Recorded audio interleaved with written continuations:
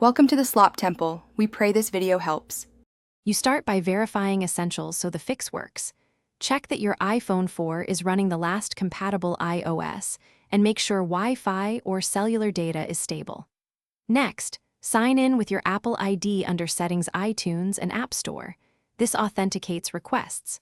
Once done, toggle Wi-Fi off and on, or enable airplane mode, briefly then disable it to reset radios. These immediate actions remove common connectivity blockers before deeper troubleshooting.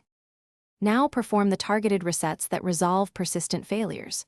Reset network settings to clear bad DNS, VPN, or proxy entries. This restores Wi-Fi and cellular defaults. While rebooting, confirm date and time is set to automatic because incorrect time blocks secure App Store connections.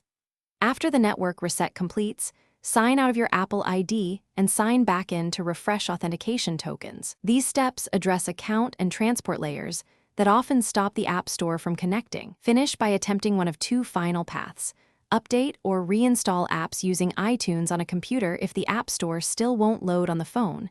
This bypasses the phone's connection entirely. If that fails, back up and restore your iPhone from a backup to eliminate software corruption. Make sure to try a different network first, because a router or ISP block can mimic device faults.